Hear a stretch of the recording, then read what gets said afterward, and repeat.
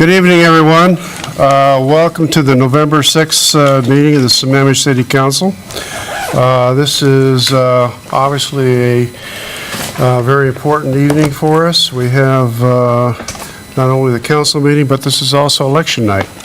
And because of that, we're going to try to expedite this evening a little bit so we can all get home and pay attention to what's going on nationally and locally as well. For those that have not yet voted, and there may be some out there watching on TV, I want to remind you that there are drop boxes for your ballots at the Issaquah and Redmond City Halls.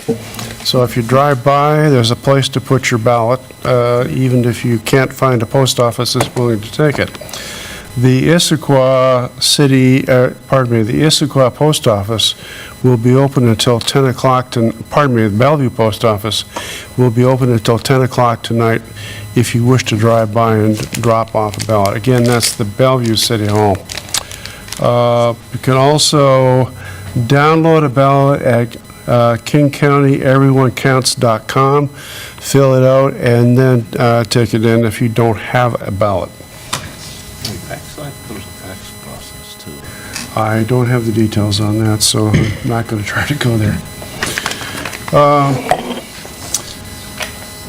Now, I'm going to ask the city clerk to do the roll call. Mayor Tom Odell. Here. Deputy Mayor John James. Here. Deputy Mayor John Curley. Councilmember John Curley. Councilmember Don Jaron. Present. Councilmember Romero Maldonado. Present. Councilmember Tom Van. Here. Councilmember Nancy Wilson. Eastside Catholic High School Student Liaison Chad Brown. Here. Skyline Student Liaison Kyle Weatherby. Here. And Sydney Hickman. Here. Thank you. Mr. Mayor. I'd like to make a motion to excuse Councilmember Whitman. Do we have a report on the whereabouts of John Curley? Yes, we do. He's sick. He's sick. I think that's the reason for excuse too, so. Second. Okay, so, well, it's been moved to excuse Councilmember Whitten for personal reasons and Councilmember Curley due to illness. It's been moved and seconded. All in favor say aye. Aye. Opposed, nay. By our vote of 5-0, the motion carries. Thank you. I'm going to ask our Deputy Mayor to lead us in the Pledge of Allegiance. Pledge allegiance To the flag of the United States of America and to the republic for which it stands, one nation, under God, indivisible, with liberty and justice for all.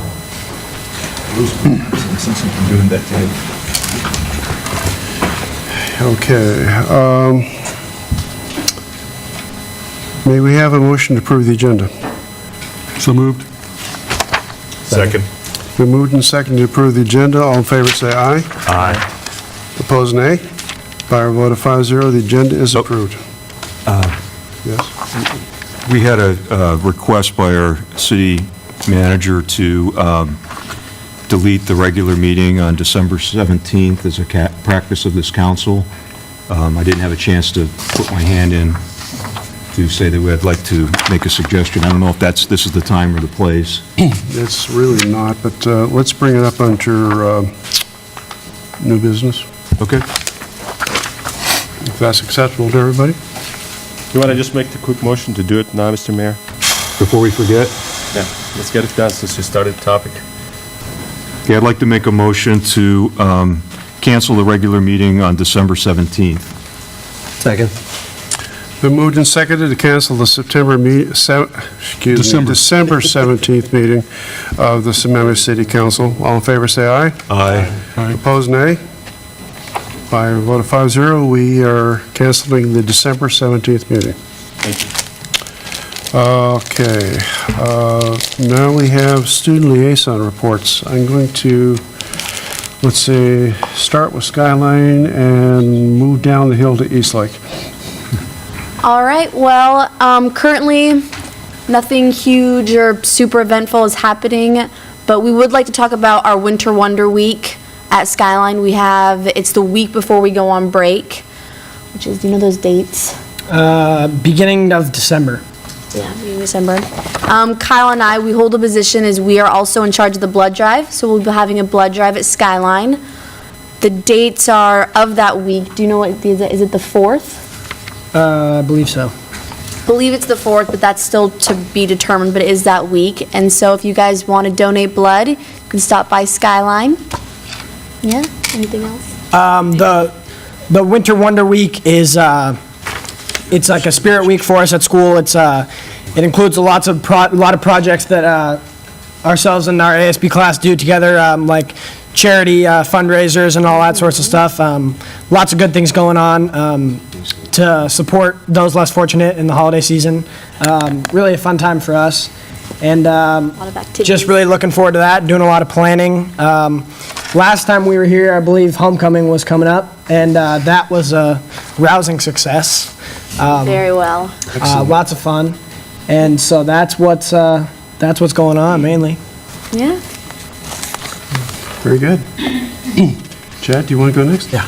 Hi guys, I'm Chad. I'm from Eastside Catholic, and right now there isn't a whole lot going on. Mostly there's just a lot of sports information right now. Our football team, they won the Metro title, so they won like their league, and now they are in the playoffs in the second round now, and they're going to be playing Kelso at Seattle Memorial Stadium on Saturday. Then our volleyball team has also made it to the playoffs. I know they're doing really well. Besides that, we had our homecoming in early October, and that was also a great success. I know we got a lot of revenue from that, so I'm really excited about that. And we also have a junior and senior retreat called Destiny coming up in the end of November. And besides that, there's not a whole lot going on. How long is the retreat? It's Thursday, Friday, Saturday, so about 3 days. Is it held at the school, or do you go somewhere? No, we go to, I can't remember what it's called, but it's out west. I can't remember what it is. It's some Okay. fort retreat out there. But it's a good time. Yeah. Good. Okay, great. That it? Yeah. Okay. So, Well, thank you. Thank you, all three of you, very much for coming this evening. We do appreciate hearing from you. It's always good to get some local input from the high schools, particularly for those of us who no longer have kids that attended. Mine are long gone. But you guys are an important part of our community. We really do appreciate hearing what's going on there. So again, thank you very much. You get some bad news? If you'd like to stay and listen to what's going on, fine. Otherwise, you're free to go home and watch the returns or do homework or whatever you'd like to do. keep up on that election. Yeah. Keep updated. Get a hot lead on something, send us a text. Right? Absolutely. Distribution of the info. Thank you, Liz. Thank you very much. Good night. Good night. On our agenda for this evening, under presentations and proclamations, we had an item called the John Curley Award winners. However, in light of Councilmember Curley's absence, we will postpone this to a future date to be announced. So I'm going to move on to public comment. This is a opportunity for the public to address the council. Our procedure is to allow 3 minutes for each individual who wishes to address the council, or 5 minutes if you're representing the official position of a recognized community organization. So I have 4 names that have been given to me, actually 5, and I will call them, and then at the end of it, I will ask if there are others who wish to address the council. At that point, you can raise your hand and I will call upon you. So first, I have Kathy Anderson and Caroline Brown.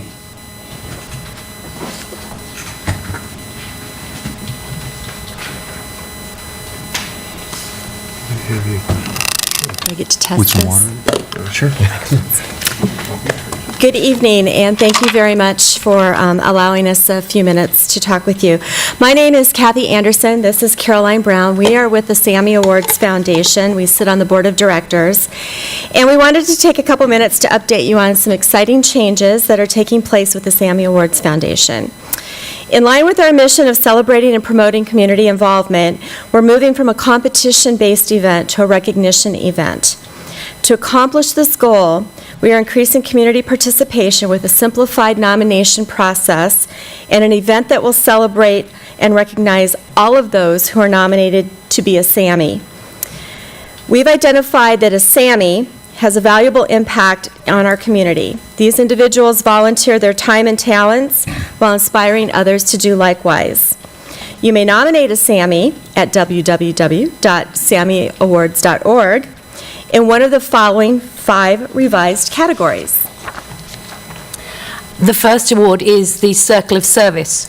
This is a person who displays through years of service a long-standing commitment to volunteerism and community involvement, inspiring others to give back, therefore completing the Circle of Service. The second group is Community Spirit. A person 18 years or older who displays the highest level of volunteer commitment to the community by selflessly giving of their time and talents. The third category is Courage. A person who overcomes obstacles, goes beyond expectations, and displays acts of selflessness in their service to others in our community. Environmental Stewardship. A person who volunteers their resources and/or time advocating or working to protect our natural environment. And finally, I wish they hadn't left, Youth Spirit. A youth 17 years or younger who shows a passion for helping others, volunteering in our community, and setting a positive example.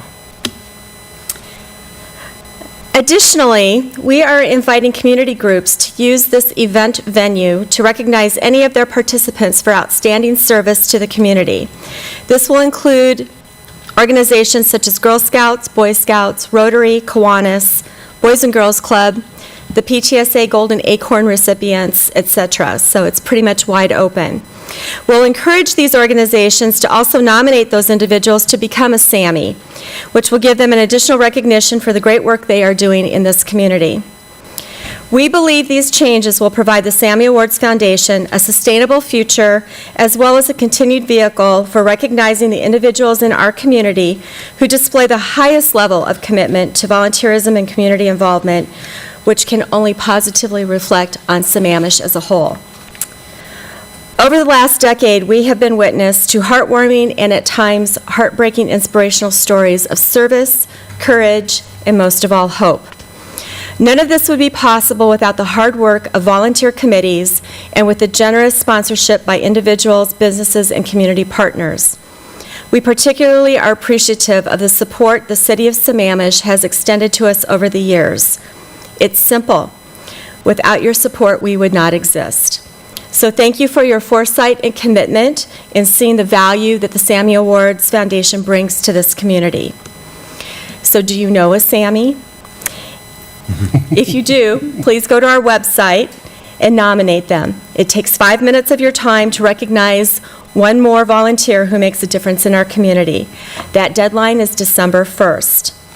A celebration of our community's SAMIs and their stories will be shared at the free all-community event on March 15th, 2013 at 6 p.m. at Eastridge Church. So mark your calendars, and we expect to see you all there. On behalf of the Board of Directors, we would like to thank all of those who have volunteered and have provided ongoing feedback on the relevance of the organization and improving its structure and process. The Foundation is honored and excited to return to its roots of storytelling as Sammamish acknowledges magnificent moments of inspiration. Thank you. Thank you. Get a bag, so you put this on, you think about somebody who makes your life happier, We want to be like Better. Bear instead of having Thank you. strong routines. enjoys, makes Sammamish Thank a you, Ms. Kelly. nice place to be, a fabulous community to share. Thank you. You won't get it on with You'll see Mr. Mayor, You just cannot stop, Caroline. Yes, Councilmember Jared. I left Wisconsin a half century ago, but I didn't know the accent changed that much in the last half century. It's Madison. Find me at the bubble at any time. Go, yeah, hey there, because I'm from Minnesota. That's what I expected. In interest of full disclosure, I should probably let the audience know that the mayor is also a member of the Savvy Board of Directors, and I too encourage everyone to put on their thinking caps and go back over the last several months and think of people you've met or know or witnessed doing things that deserve to be mentioned to the community. I personally have about half a dozen people that I'm going to plug into the computer in the next week. And also need to emphasize too, this is for all ages. It's not necessarily for youth or for elders. It's open to anyone who's done something worthy of recognition. So thank you very much for coming. Thank you. Thank you. Okay, next on the list I have Michael Schneider. And I didn't say it before, but we ask that you give us your full name and address. Mr. Mayor, members of the council, guests, my name is Michael Schneider. I live at 22130 Northeast 13th Place in Sammamish. I'm a member of the board of directors of Imagine Housing, we used to be called St. Andrews Housing Group. And I'm here tonight to talk with you about ARCH and your continued participation with us in helping fund affordable communities in our area.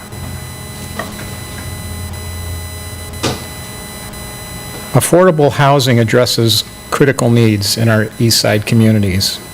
There's not enough housing options for people among the full range of incomes on the East Side, where average rents in East King County for 2 bedrooms is over $1,200 and up to almost $1,800 average in some areas like West Bellevue. Single parents have to earn 2.7 times the minimum wage to afford the average in East King County. Based on average rents, more than 60,000 families in East King County can't afford to live here. 34% of families in East King County are paying more than 30% of their incomes for rent, which means they are cost burdened and have to go without other basic necessities like food, clothing, transportation, child care, and health care. People we depend on to teach our children and protect our communities and provide valuable services to us can't afford to live here unless they have access to affordable housing. Funding a regional coalition for housing, or ARCH as it's known, the Housing Trust Fund meets the city's Growth Management Act requirements. The ARCH Trust Fund ensures that participating East Side cities receive credit toward their Growth Management Act requirements. Sammamish's contribution towards the ARCH Housing Trust is leveraged with contributions from other cities to create affordable housing in East Side cities, which Sammamish and other participating cities then get credit for. The investment in affordable housing is a solid investment that cares for our citizens. It's highly leveraged, generates jobs, stimulates the economy, and has a proven track record for success. Affordable housing gives a struggling individual and families a hand up so that they can stabilize their lives and get an education and a better job and have a future. Now Imagine Housing, of which I'm a participant, we've been building affordable housing on the East Side for about 25 years. And with the financial support from East Side cities, Imagine Housing has built 427 apartments for working families, low-income seniors, veterans, and other homeless individuals on 12 properties in 5 cities on the East Side. In 2011, we opened up Andrews Glen in Factoria and Francis Village in Kirkland, providing 100 new residences with wraparound supportive services. 75 of the apartments are dedicated to individuals and families transitioning from homelessness, 30 of which are designated specifically for homeless veterans. East Side Cities funding through ARCH was leveraged 13 times for Andrews Glen and 14 times for Francis Village by county, state, and federal resources, stretching every dollar on all of these projects. We're getting ready for our next project in South Kirkland, a park and ride project where there will be 184 market-rate apartments, 58 affordable apartments, 7,000 square feet of retail to create a community that's livable and has easy access to transportation. Leadership and funding from Eastside Cities and Arch are making a project like this possible. So on behalf of Imagine Housing and the over 1,000 individuals that we serve and that rely upon this affordable housing, I'd like to urge you to fund affordable housing development through Arch in 2013. Thanks very much. Thank you, Mr. Schneider. Arthur Golan.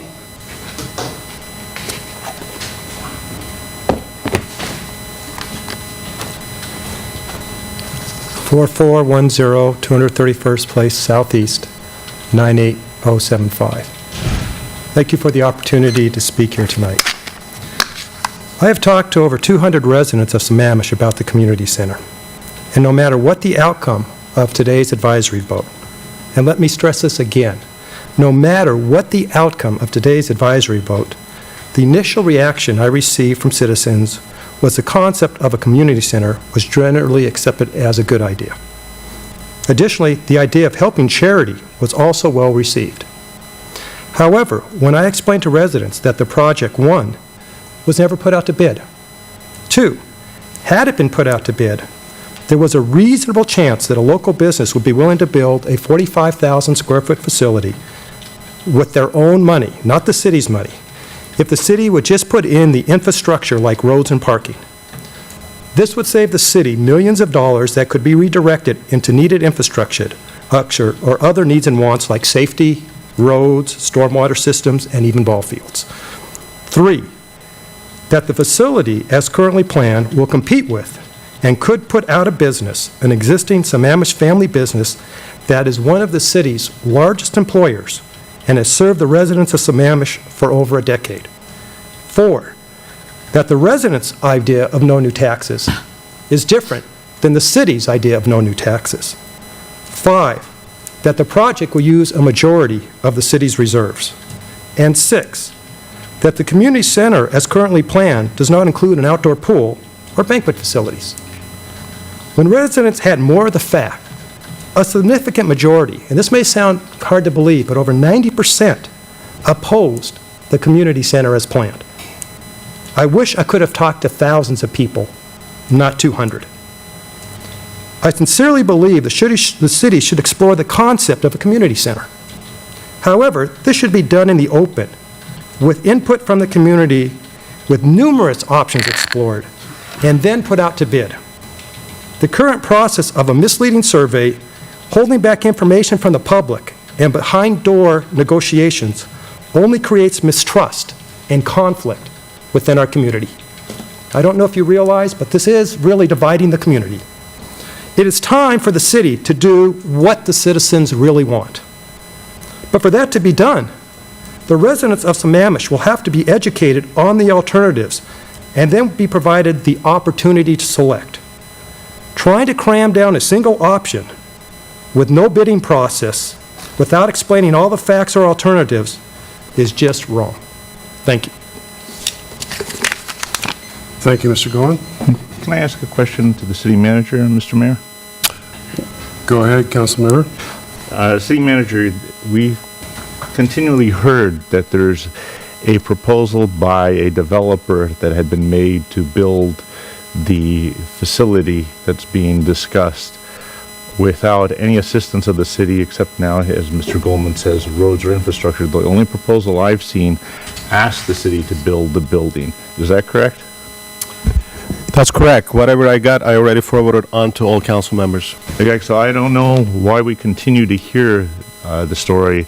I think it's misleading and disingenuous. If the city... we've seen the letter, and it's publicly available for people to see on that side. So I am concerned when we're accused, the city that is, accused of misleading, and this is continually being put forward. I would suggest, and I have asked in the past our attorney to check on the factual points of both sides, the pros and the cons. given the facts that have been continually been repeated here, I think as a council, it would behoove us that next time we appoint any group, whether pros or cons in any position, recognizing that they are partisan to their side, that they should make sure that the information is accurate, that they're providing and factual. As I check each of the different sites, Mr. Zwaznik's VoteNo.net, Sammamish Commons, Common Sense, they seem to all have these type of errors, and I would suggest that just as we asked the Planning Commission, the Parks Commission, to sign non-compete or recluse themselves if there are issues, that they should be able to also address and make sure that information is timely and accurate on their sites and information they propose if they're going to be appointed to one of our committees. Okay, thank you. Jim Osgood.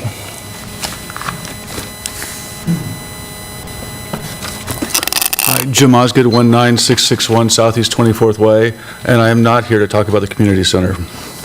What I'm here to do, though, is to encourage you to add a larger funding to the budget for upgrading Sammamish's inadequate stormwater systems. I'm concerned that the city has placed the stormwater system upgrades on the slow track.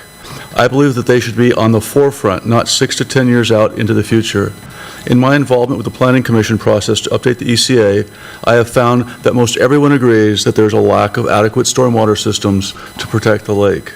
I encourage you to make sure that you have included enough money in the upcoming budget to implement, or at least start to implement, all 3 stormwater systems under study sooner rather than later. Thank you very much. Thank you. That ends the list of sign-ups. Is there anyone who has not spoken who wishes to speak? Not seeing anyone, I'm going to close public comment.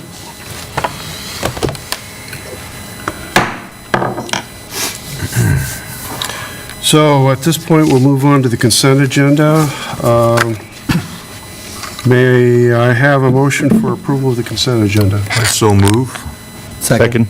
Been moved and seconded to approve the consent agenda. All in favor say aye. Aye. Opposed, say nay. By our vote of 5-0, the consent agenda is approved. Thank you. Okay, moving on to public hearings. We have an ordinance. It's the second reading vacating the easternmost 8 feet of 225th Avenue Southeast. 225th Avenue Southeast, south of Southeast 32nd Street, adjacent to tax parcel number 0924069201.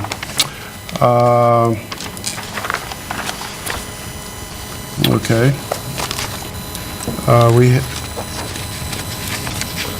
Do we have a staff report on this? Mr. Mayor, we had given an extensive staff report at last meeting. For the sake of time tonight, I don't know that we need to repeat what we already presented to council.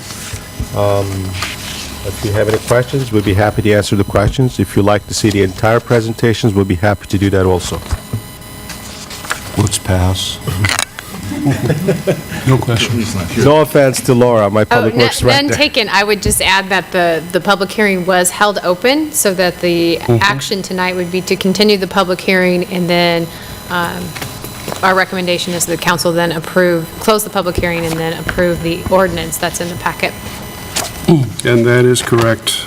So I will reopen the public hearing, but before I do that, I was handed a second sign-in sheet for the comment period. And Kelly, if you'll hang with us through this item. That's for the public comments for the items coming up. Oh, is it for this item? Okay, No, it's for the budget. for the budget. Okay. We'll come back to you. So at this point, I'm going to reopen the public hearing and take public testimony regarding this issue. Public hearing is now open. Is there anyone who wishes to address the council? Going once. Going once? Twice? Okay. Public hearing will now be closed on this issue.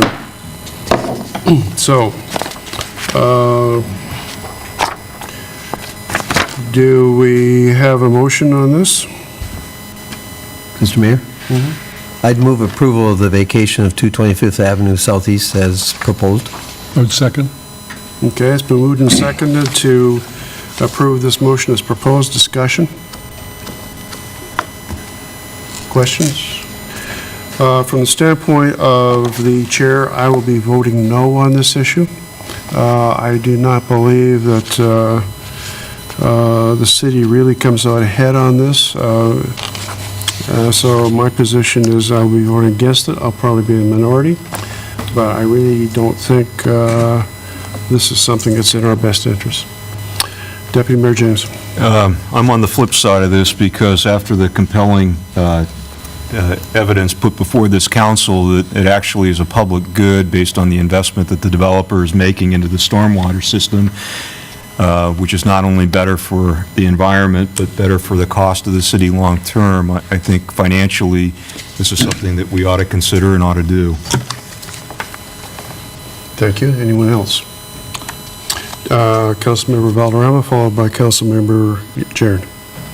Now, I'm still concerned about the amount of money that's been talked about in the public good has been limited. I believe it was $30,000, is that correct, that we were talking about we save in maintenance while we give up this land?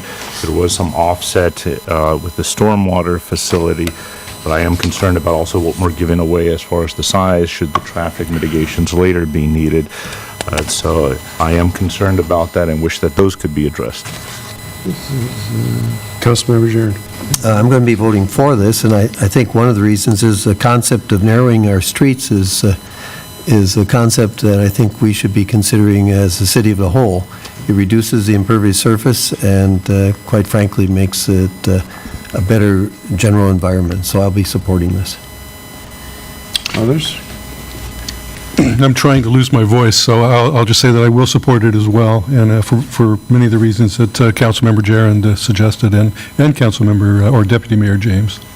Okay. Are we ready to call the question? Okay. All in favor of this motion, say aye. Aye. Aye. Opposed, say nay. Nay. Nay. This vote is 3-2. Can't carry. Can't carry.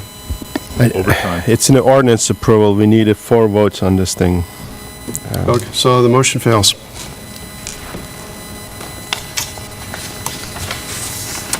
So, Mr. City Manager, can we put this on the agenda for the next meeting when we have a full council? We voted it down, Don.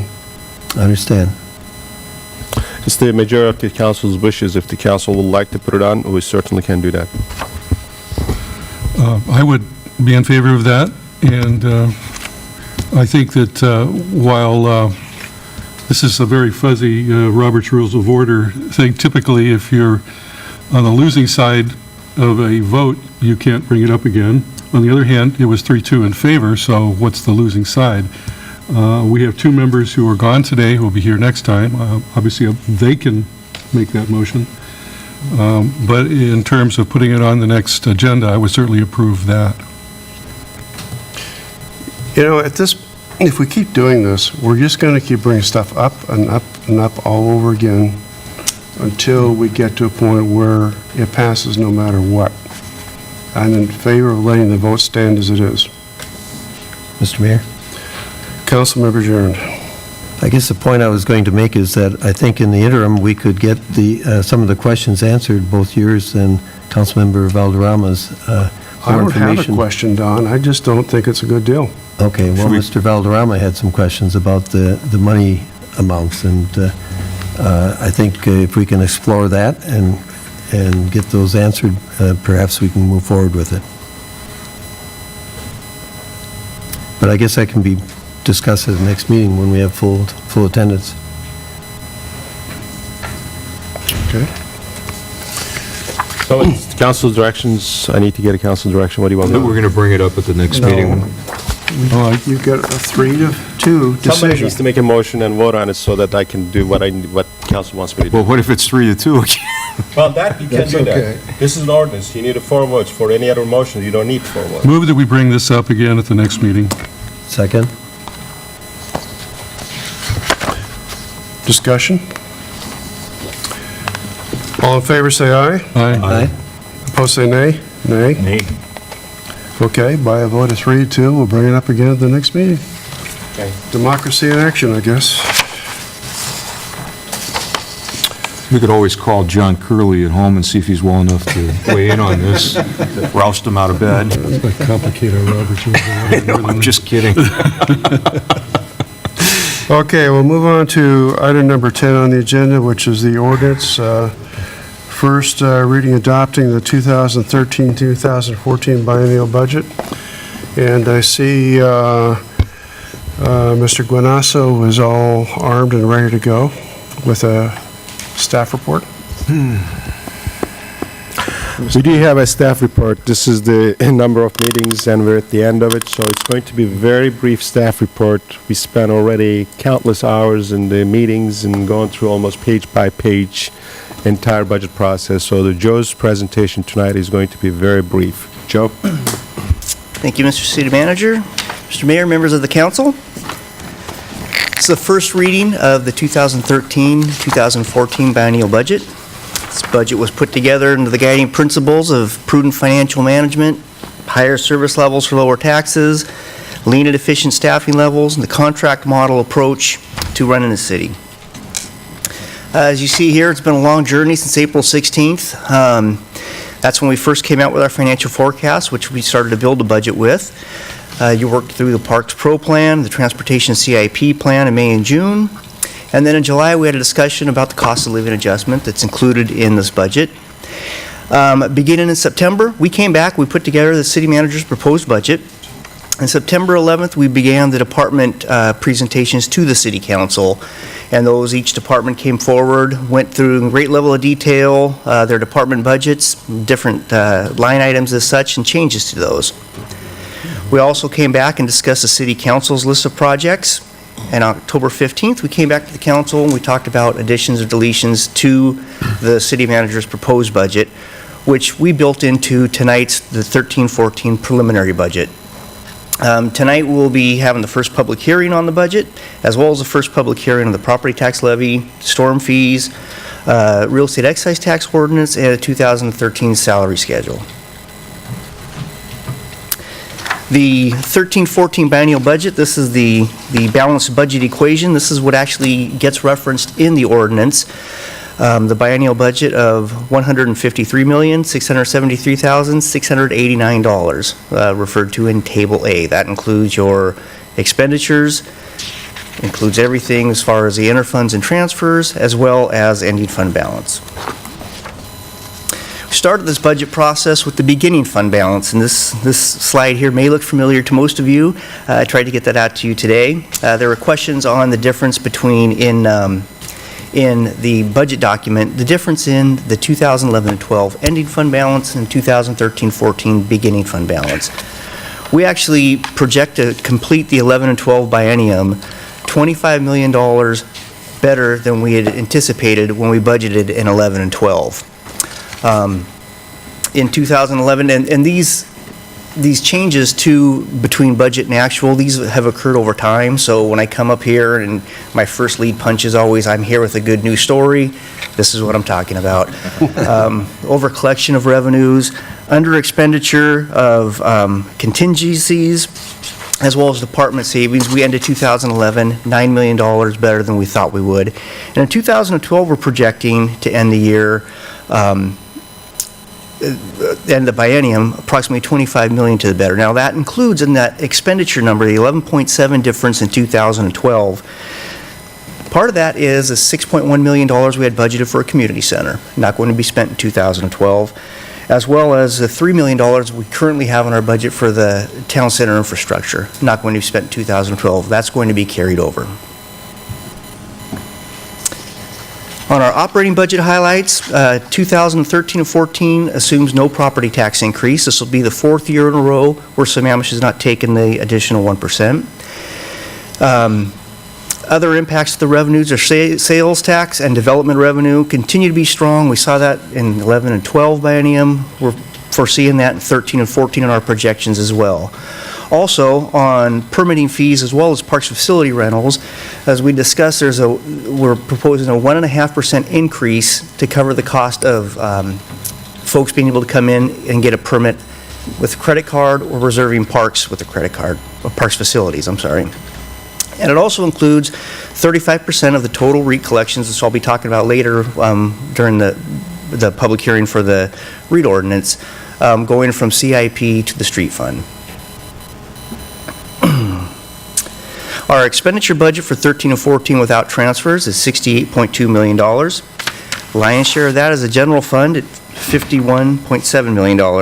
Recall that 11 and 12 expenditure budget was $96.4 million without transfers. This illustrates, I gave you the 11 and 12 budget as well as the 13 and 14 budget for the general fund departments. It illustrates that the split between departments as a percentage of the general funds remain relatively constant between the two bienniums, with the exception of the facilities fund, which, as we described, we're consolidating all the costs of maintaining all the city's facilities into the facilities department. So you see that one grow as far as its proportion of the general fund and as well as the annual change. Overall, the general fund increased $4 million over the biennium, or approximately 4% per year increase. Some of the highlights in 2013 and 14 expenditure side include $536,000 for the comprehensive plan rewrite. That includes a 2-year limited term employee. The economic development in the operating side, the $330,000 goes towards the economic development plan, as well as $100,000 per year for the unified zone development plans. Also included on the capital side is $3.5 million capital reserve for the town center development, for which the council adopted spending criteria on October 9th. The facility upgrades or technology upgrades include council chambers and conference room upgrades that we've discussed, ability for a mobile workforce, audio, video systems improvements, as well as HVAC equipment in the server room. The facilities maintenance consolidation, again at $1.4 million over the 2 years. That's primarily due to us accounting for all the costs within one department. And then the MPDS requirements, approximately $1.3 million over the biennium. That's going to be covered in more detail when we talk about the storm fund later this evening. As far as personnel costs, our full-time equivalent positions increased from 67.5 to 72 in 2013, no change in 14, as well as we've added 3 each in 9-month seasonal positions and 4-month seasonal positions. Limited term employees, we have one that sunsets in 2012, and a 2-year position beginning in 2013 related to the comprehensive plan rewrite, and we do not plan to add or reduce any council members over the next biennium. Salary and benefits make up approximately 28% of the total operating budget. Some of the highlights, we have 2013 assumes a 1.25% cost of living adjustment.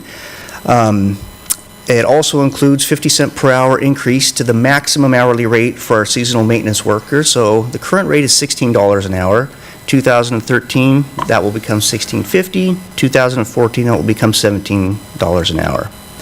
On the benefit side, we have $25,000 per year for reinstatement of the tuition reimbursement program, as well as we began the budget with the employees all paying 10% of the payment for family medical benefit premiums, which was reduced by the 2% wellness savings per council's direction on October 15th. I'm not going to go through this whole slide again, but just to be aware, 2014 budget assumes an increase in part-time benefits of $340,000 related to the Patient Protection and Affordable Care Act, and we will keep council posted as anything transpires over the next year. 2013 and 14 CIP plans did not change much throughout the budget process. We're starting between parks, transportation, and general CIP, not including stormwater CIP. We're starting with about $30 million in the bank. Going to bring in $13.6 million in revenues, primarily from REIT and impact, real estate excise tax and impact fees. And we plan to spend $13.5 million over the biennium. Stormwater Management Fund, this is one we'll go into greater detail on in one of the later discussions this evening, but it does include the 18% increase in surface water management fees in 2013 and 15% in 2014, as well as an increase in the system development charge to $1,491. Again, NPDS requirements included in the budget totaled $1.3 million over the biennium. So our 2013 and 14 ending fund balance, we're looking at ending the 13-14 biennium with $45.8 million in reserves in ending fund balance. Of that, $8.8 million of that is designated or restricted. That includes our strategic reserve in the general fund, as well as field turf replacement in the parks CIP, and then restricted funding for storm and operating in CIP. So with that, at the end of this biennium, we still consider ourselves to be in very strong and enviable position in a lot of the cities, most of the cities across the state and the nation. We showed you these slides before.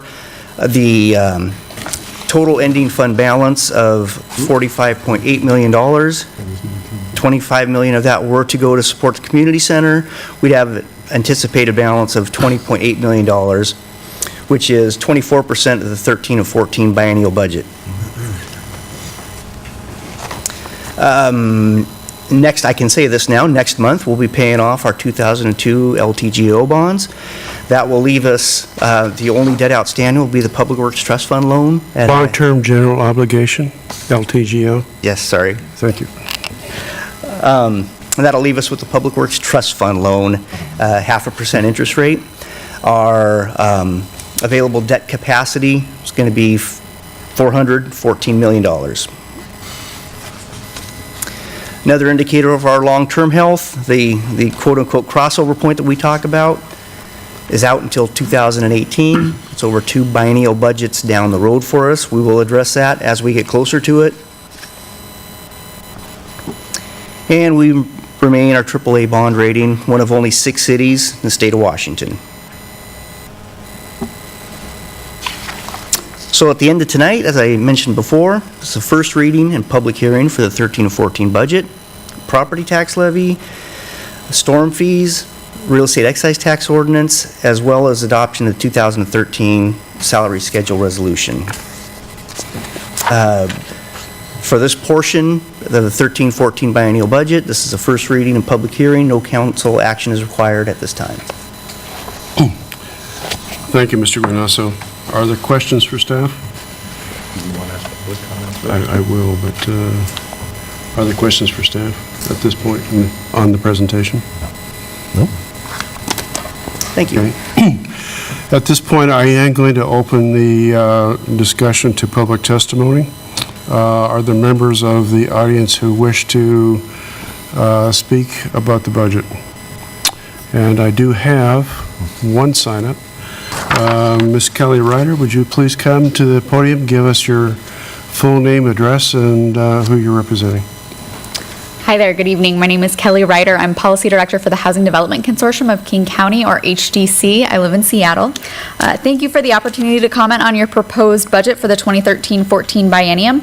On behalf of HDC and our more than 100 organizational members, I want to thank you for your past participation in ARCH and for your support of ARCH, and urge you to continue your commitment to ARCH by prioritizing funding for ARCH in your final budget. HDC is a nonprofit membership organization which represents private businesses, nonprofit organizations, and government agencies who are all working to develop affordable housing across King County and who are dedicated to the vision that all people should have a safe, healthy, and affordable home. We applaud the City of Sammamish for your work toward achieving this vision through your past ARCH Housing Trust Fund contributions and for reaffirming your commitment to ARCH through your proposed ARCH allocation for the 2013-14 biennium.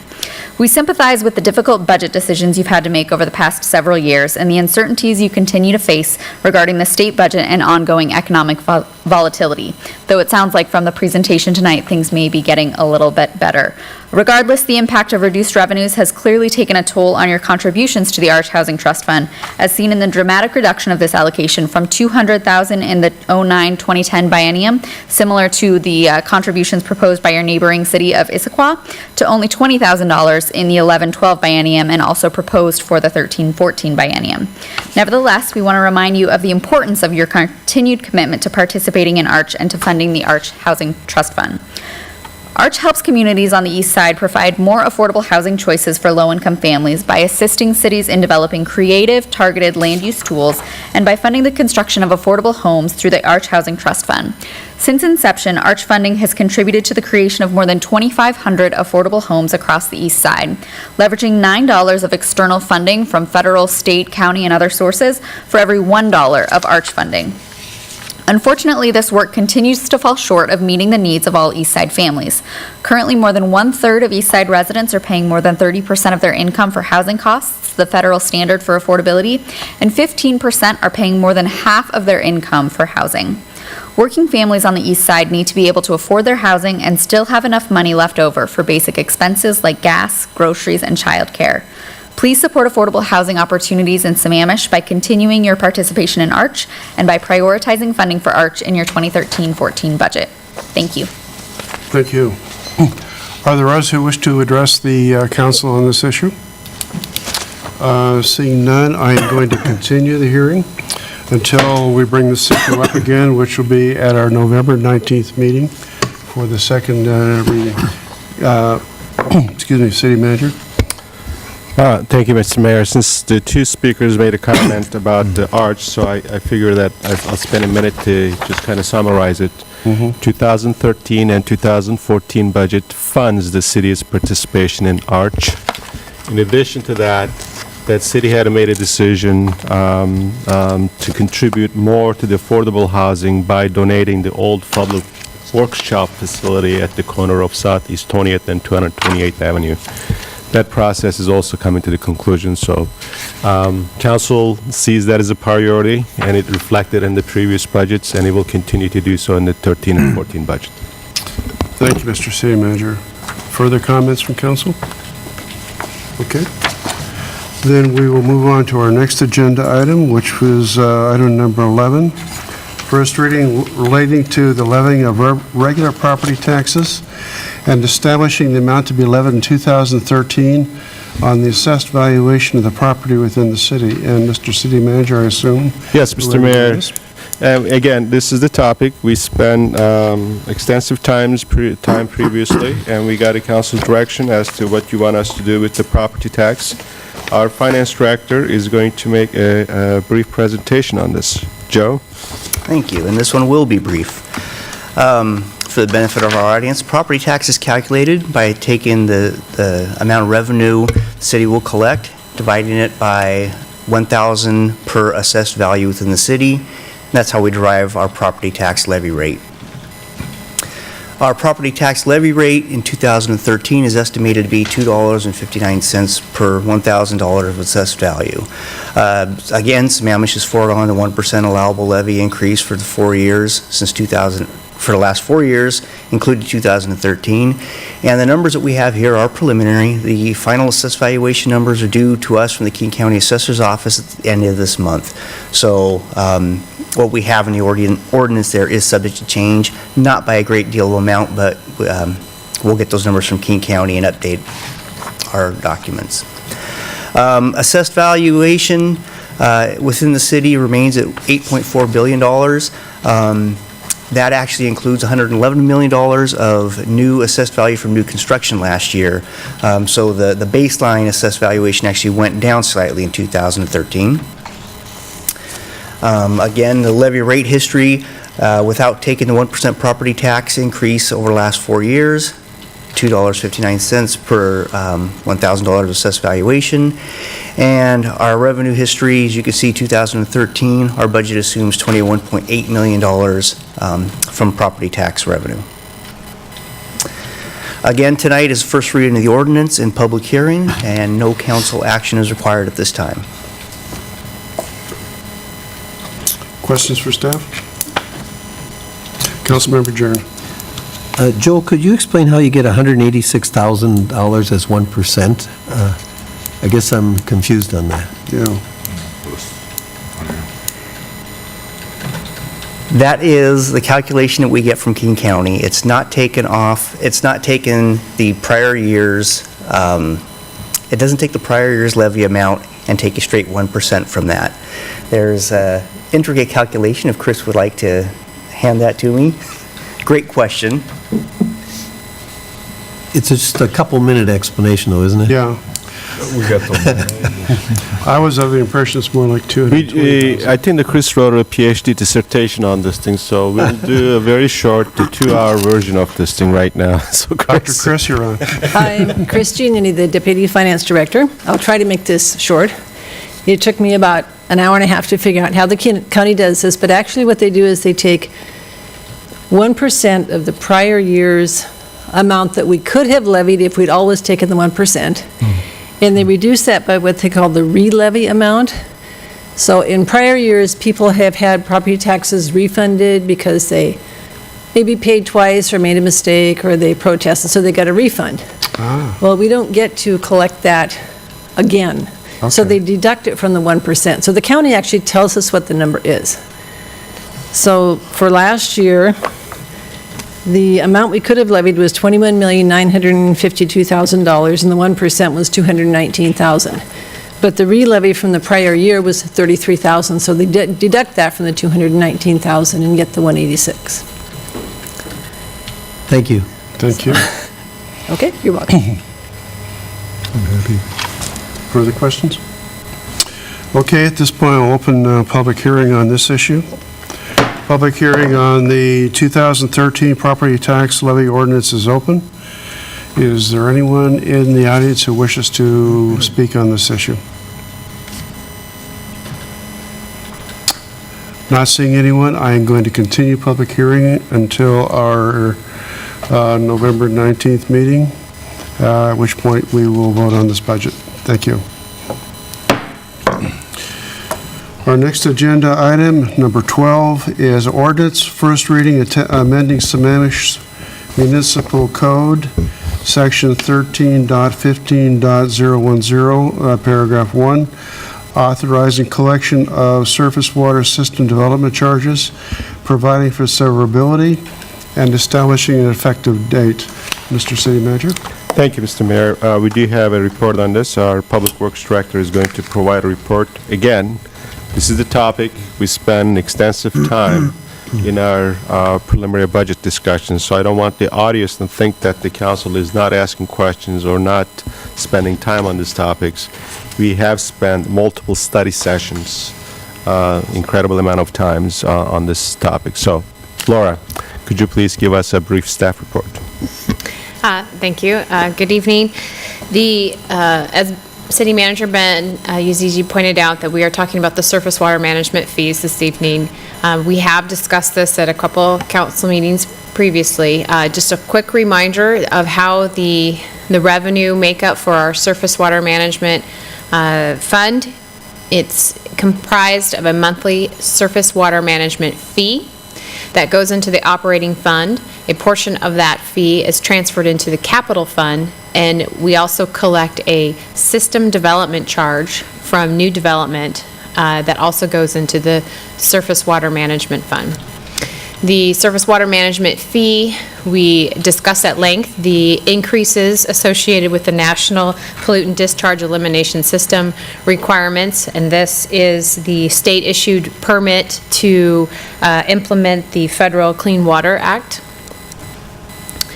We also have reviewed in detail the history of the fees since incorporation with council, highlighting that the last increase to the surface water management fee was in 2005, and the last increase to the system development charge was in 2001.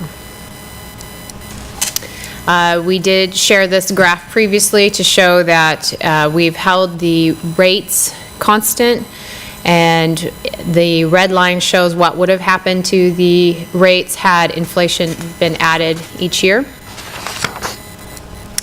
This table, which again we've shared previously, shows our recommendations for the rates as we go into the future. We are recommending the 2013 rates be increased 18% from 130 to 177 for a single-family resident, and then again increase another 15% in 2014 to a total of $203.55.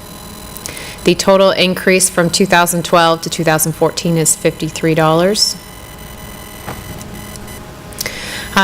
This graph shows where we are today compared to our neighboring jurisdictions, as well as where we will be if the 2013 rates are adopted by the City Council.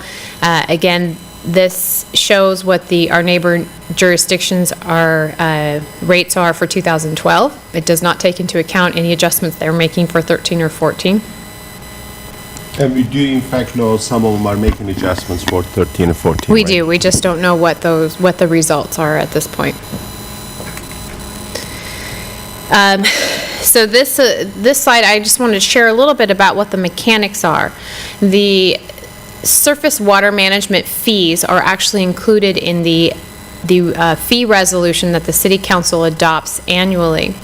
So this table is actually will be provided to the City Council on November 19th for consideration, and this is where the surface water management fees will be. Again, it shows the residential 150 per parcel. We're proposing to increase that to 177. It also shows the differences. We're using the same 18% for the commercial sites as well. I'm showing this to you now. This is not part of the ordinance that's before the City Council tonight. However, the surface water management fees and system development charge are very integral to each other. As we showed in the first slide, an adjustment or a change in the rate on one will affect the other. So again, this will come before the City Council as a resolution on November 19th.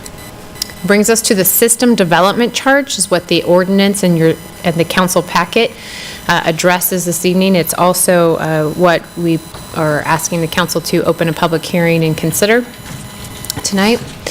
Again, we went over the mechanics of how the system development charge is collected. It is part of the a new development. It's part of their costs associated with it.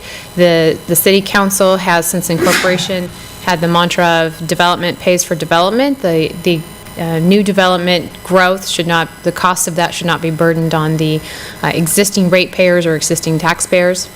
And so the idea is we take the existing stormwater capital assets and we take that have been paid for by the city, as well as future projects that have been identified, and calculate a equivalent residential dwelling unit, the number of those, as well as the cost. You divide them, the cost, by the total equivalent residential dwelling units, and you come up with a equivalent dwelling unit cost of $1,491. Wanted to show that today, and since 2001, it has been $570 for that equivalent residential dwelling unit cost. And we're proposing to go to $1,491, which brings us to the top of our neighbors. But again, as we mentioned, this represents growth paying for growth, and it also represents their fees as of 2012, and we do not have their fees for 2013 at this time. Do you have reason to believe they're increasing as well? We know specifically that Bellevue is looking at all of their fees and is proposing increases. I'm not sure about some of the other ones at this point. Thank you. Just some reminder of what our assumptions were as we worked on these calculations. We assumed 200 new single-family units per year for growth. We assumed keeping 45 days of cash reserve for our operating. The operating expenditures are as we presented in the draft budget, the proposed budget that was also before you in Joe's earlier presentation. The capital is based on the draft CIP that we reviewed with the City Council earlier this fall. The costs associated with the with the system development charge do not include the Tamarack or Southeast 24th Street or Town Center projects. And we talked at that time that any additional projects that would be considered or added would change both the fees and the system development charges. The ordinance that's before you is for the system development charge, and this is actually in section 13.15.010 of the Sammamish Municipal Code. Current column I'm showing is the current rates in the code and our proposed rates. Currently, per equivalent dwelling unit, the development is required to pay for the cost per dwelling unit, but in the additional, you can see there's additional costs for larger size facilities, and this is this is what we use this for commercial sites on helping to determine what their rates are that they pay. But we are not proposing any change to the structure of how the fees are collected or calculated, just the dollar amount.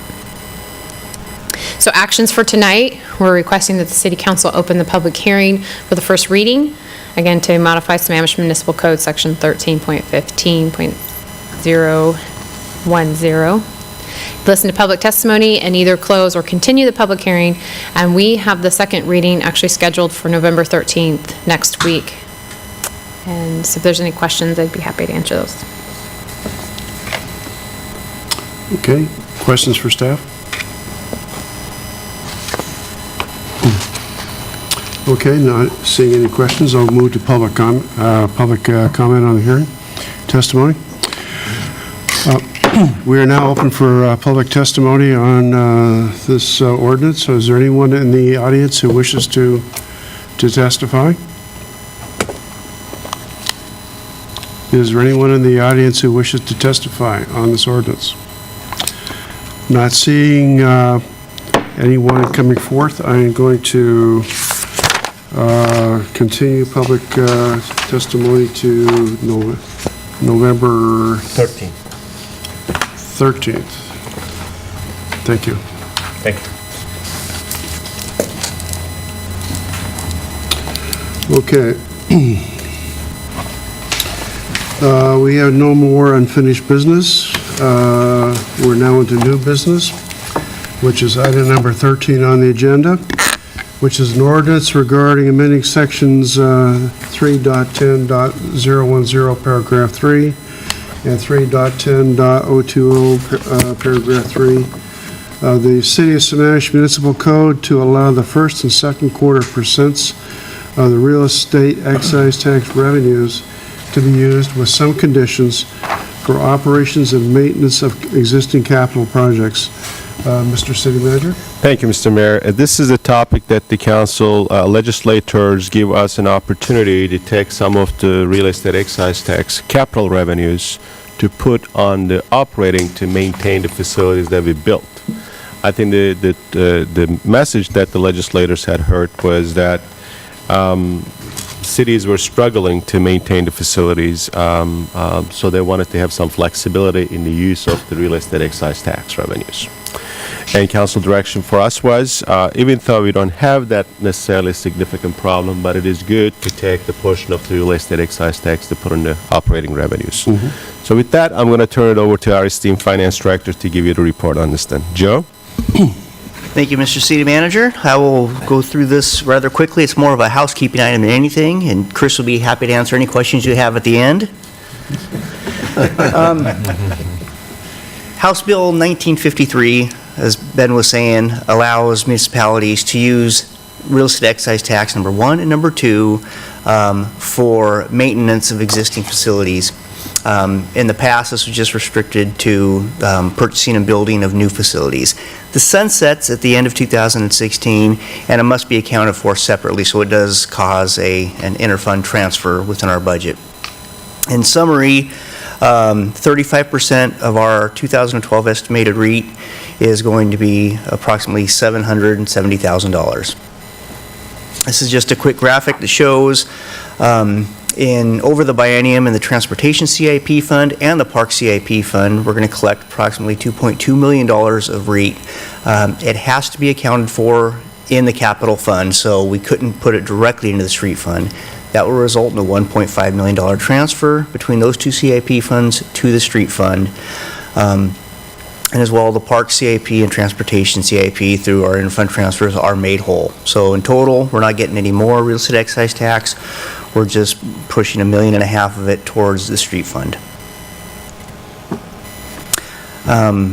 Tonight is the first reading. There's no council action required. Does not require a public hearing. And second reading is due for November 13th. Okay, got it? Questions? Councilmember Jarrett? Joe, do you know if other cities are using this 35%? You know, we asked around at the beginning of the budget process. From what I understand, Kirkland was definitely in. When we first talked to folks about it, I think I want to say the number was 80% weren't. There were 2 out of about 10 or 11 that came back and said they were, and I think more people had gone to that as we moved along. I can recheck and come back with the second reading with that information if you'd like. Puget Sound City Manager's meeting is tomorrow morning, so that's one of the things that I'm going to ask around the table to see who's taking what. Good, thank you. I'll let you know. Be interesting to know, yeah. Yeah. Further questions? Joe, am I correct in that if we didn't do this, this would be roughly 1.35 million or whatever the number was that would not trickle through to the general fund, correct? Correct. This would stay in the Transportation CIP Fund and the Park CIP Fund. So effectively, this is taking the money that ordinarily would come out of the general fund to fund this and put it back in? Correct. Okay, thank you. Okay, I'm going to open public hearing on this ordinance. There's no public hearing required for this ordinance, Mr. Mayor, so it's the first reading. Sorry? If there's no question, we'll bring it back for the second All right. reading. My mistake, pardon me. So we'll move on to the next item of new business, which is adopting the City of Sammamish employee salary schedule for fiscal year 2013. Mr. City Manager. Thank you, Mr. Mayor, members of the council. This is one last piece of the budget ordinances and resolution. This is a resolution. We have to do that as part of our overall biennial budget approval process. Again, we spoke and discussed many topics in our budget meetings, and this was one of them. So we're just going to formalize your guidance and directions tonight. With that, I'm going to turn it over to our finance director to give you a brief report. Joe? Thank you, Mr. City Manager. So the 2013 salary schedule, where I don't expect you to look at the slide and be able to read this, I will tell you there's no structural changes to it. We didn't add any position titles or new position ranges. What it does is it applies a cost of living adjustment to the 2012 ranges that are currently in our salary schedule. It also includes the seasonal hourly rate change I had mentioned earlier, from the maximum top of the range at $16 an hour to $16.50 per hour. Recall that in July we had a discussion and council directed us for the 2013 cost of living adjustment calculation to base it on the 4-year average, to mitigate the annual changes in the CPIU and to integrate it with our 2-year budget. That resolution passed on July 16th, and that's how we came up with the 1.25% 2013 cost of living adjustment. This is a resolution. Tonight's action, we recommend council approval of the salary schedule resolution for 2013. Questions for staff? Okay, not seeing any questions. May we have a motion? I'd like to make a motion. Well, discussion? We have to make a motion. You have to make the motion first. Oh, okay. I'd like to make a motion to pass the salary schedule as presented. Second.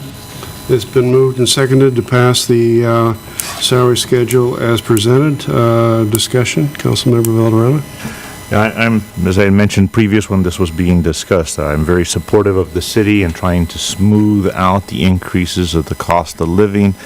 adjustments. I am, however, concerned that in times of fiscal distress or systematic shock to the systems, whether it's a 9/11 or a fiscal cliff that we're coming, that could very well be coming towards us here at the end of the year, we could see another economic problem and our staff continue to increase while the citizens in the city would have a problem. I again would recommend that we adhere and adopt the same policy that Kathy Lambert had imposed for King County, that this continue in place, but in times of fiscal distress, that the city call off any increase. Is that an amendment to the motion? I would ask that it be amended. I don't think you can make that amendment. You We accept already that as a decided friendly that. amendment? That was discussed and decided, so if Yeah. you wanted to make a completely new motion after this thing is decided, please do so. I don't think you can do that either. No, I don't know that this would be part of this particular resolution. I don't think it'd be part of this resolution either. You know, if we had a 9/11 or if we had an economic abyss, God help us, happen, I think we could probably come back to the city staff and reopen the discussion. My experience in the private sector has been that when you do have something, for instance, an Arab oil embargo, which we had a couple of decades ago, which knocked the economic pins up from underneath a number of businesses, that things got rediscussed. So, Rivera, while I share your concerns, I think, you know, if there is really truly a exogenous shock, to use the term, then perhaps we could reopen it. I see Mr. City Manager raising his hand. Thank you, Mr. Mayor, and I totally agree with you, especially, and I think that's a legitimate concern, and if there's a such thing to happen, your employees had already demonstrated to you that. They took the no-cost increases, and they even took the reductions in the COLA. That was unheard of for any public employees, and that wasn't even as due to crises. So if there is a crisis, we got a very reasonable group of employees that they would sit down and talk with us. The other thing I would say, Mr. City Manager, is if we did have something like this happen, you don't find out the effect of the COLA for a year. And if we did have a economic tidal wave coming, I don't think we'd wait for the year. Further discussion? Okay, are we ready to vote? All in favor of this motion, say aye. Aye. Aye. Opposed, say nay. Nay. By a vote of 4-1, the motion carries. Thank you, Council.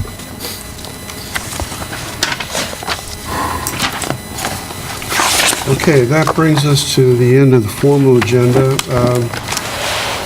I'm going to suggest that we forego council and committee reports this evening, unless someone has something they absolutely have to say for time reasons. Our goal was to get out before 8. I think you're going to do it, I Tom. might just try it.